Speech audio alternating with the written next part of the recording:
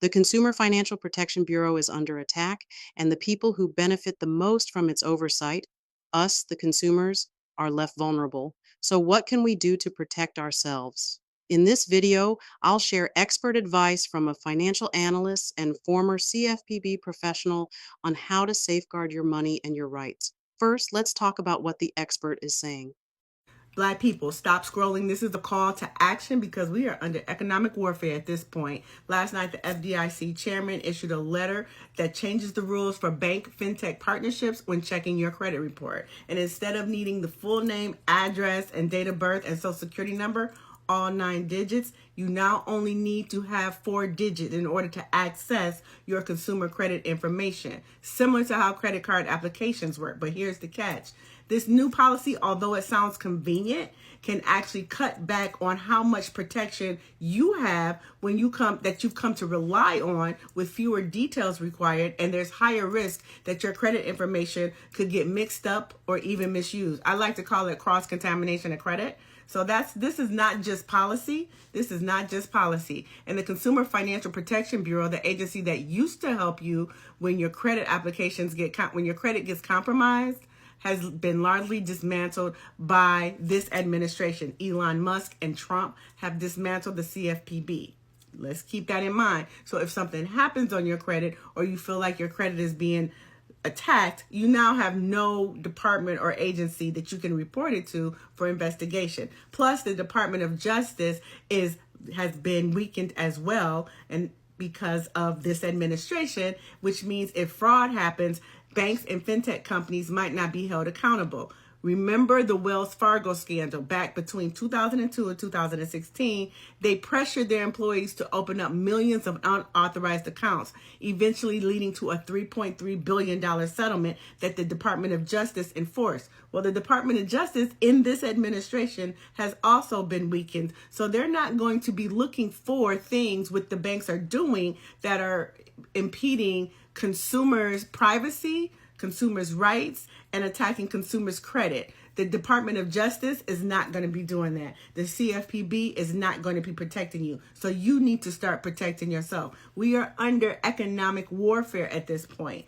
That means that if they can get you in debt, they have power over you. If they have power over you, they can make you work how they want to make you work, and they can make you work for what they want to make you work for. It don't always have to be dollars, what you're going to be working for. Think economic slavery, right? So what I need you to do, number one, freeze your credit reports. Go into each bureau and freeze Equifax, Experian, and TransUnion. Go and freeze all of your credit reports and put alerts on there, so if anybody tries to access your credit, you'll get alerted. Number two, avoid any new debt. Do not open any more debt. Stop opening up debt. There is a big belief in the financial industries for low-income people. If they can keep you in debt, they can keep you in control. So stop opening up debt. Number three, explore options to discharge your debt. Not dispute your debt, not investigate and delete your debt. Go file bankruptcy. Discharge the debt, because that's the legal option. All this other dispute, delete, and all that, it doesn't work, because that debt comes back. I'm telling you, listen to me. File bankruptcy and discharge the debt. It is the law. Dispute and delete is not, and they come back if you do it that way.